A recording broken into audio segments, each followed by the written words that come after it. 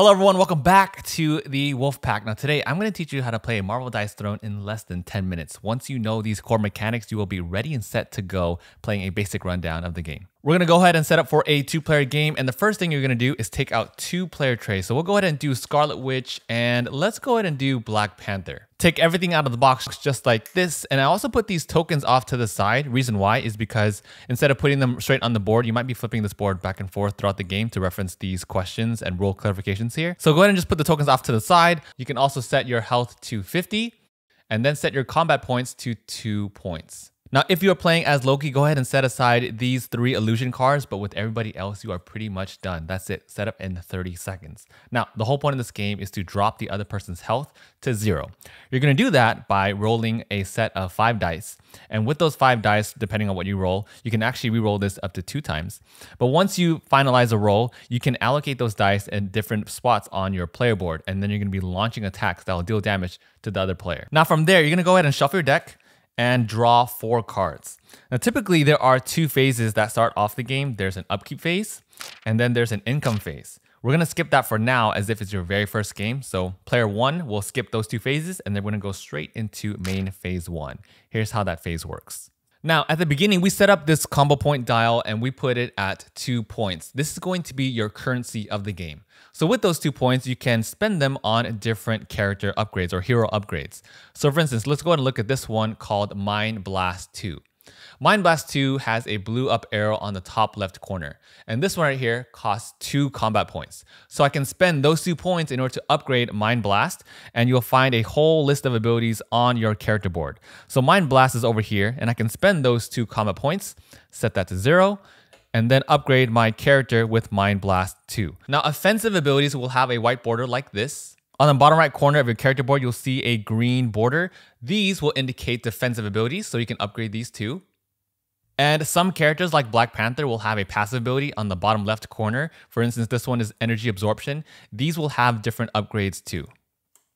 Let's make it simple. If your card has a blue up arrow on the top left corner, you can pay for that cost and upgrade the ability listed on your player board. That is going to be one type of card that you can play in main phase 1. And as an important note, some characters will have a level 3 upgrade ability, like Thor has Hammer 3. So let's say you draw into Hammer 3, and right now you don't have any upgrades at all for Hammered originally. So you can actually upgrade directly from level 1 to level 3. You don't actually need Hammered level 2 before you upgrade to 3. You just have to pay the cost, and then you can go directly from 1 to 3. Okay, that was hero upgrades. Now, number 2 is going to be cards that have this star symbol, and these are called action cards. Now, these action cards have blue borders, and they usually give you some kind of benefit. So for instance, in this case, Incantation for Scarlet Witch will give you 1 Conjure. So if I play this card, pay 1 CP, I can take a Conjure token from here and then place it directly onto my player board. Now, when you gain these tokens, you also want to be careful and pay attention to this reference sheet because it will tell you a stack limit. So Conjure, for instance, will have a stack limit of 1, meaning I can only have 1 of these on my player board. All right, from here, you might be wondering, you know what, Tim? We get it. We know how to spend combat points, but how do we gain combat points? Well, that's actually the last thing that you can do in main phase 1, aside from upgrading your heroes, and aside from playing action cards, you can actually sell your cards for 1 combat point each. The other way to gain combat points will be listed on different card effects. All right, now we get to the fun part of the game, which is going to be the offensive roll phase. All of your dice are numbered 1 through 6, and they all have different icons listed on them. So with these 5 dice, you're going to take them and roll them. Now you want to make sure that you read through all your cards and all of your abilities because some cards will actually allow you to modify the dice that you roll. And depending on what you roll, it'll change the type of attack that you're going for. So for instance, in that first roll that I did, I got 4 of these warp icons. And I also got 1/6, which is the crown. So with this dice allocation, I can either set these aside and go for 6 damage with Hex Bolt listed here, or I can go for a small straight here. So I have 1, 2, 3. I could roll this one for 4 and potentially a 5 here for Spellcraft. Bewitch listed here might be too much of a stretch because I need 3 crowns and Pure Chaos needs 4 crowns. So I might be better off trying to go for that straight. Now every player has up to 3 rolls, and you can keep dice aside with every roll. So I'm actually going to keep these 3 right here, 1, 2, and 3, and I'm going to go ahead and roll for a straight.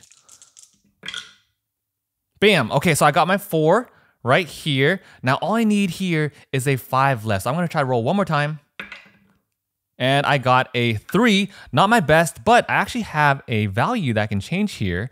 So with this card, I can play twice as wild. And this was going to allow me to change 2 dice. Now, not the most optimal play here because it's going to be a waste with 3 combat points. But let's say I go ahead and spent that. And I can change this up to a 5. So now I have a large straight. 1, 2, 3, 4, 5. I can play this action here.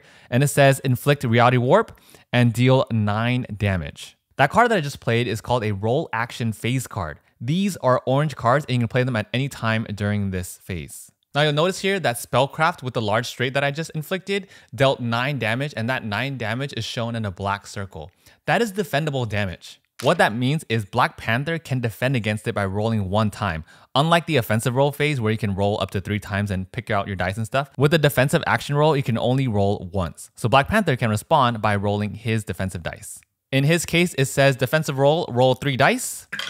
Now that means it'll deal 1 damage times the number of claws. Since there were 3 claws, it'll be 3 undefendable damage. Now, undefendable damage shown in red means you cannot defend against it. And that's pretty much it. After combat is over, it goes into main phase 2. Exactly the same as main phase 1. So again, you can play your hero upgrades, you can play the blue action cards, or you can sell those cards for 1 combat point each. And the last part of your turn, you just have to make sure that you have 6 or less cards in your hand.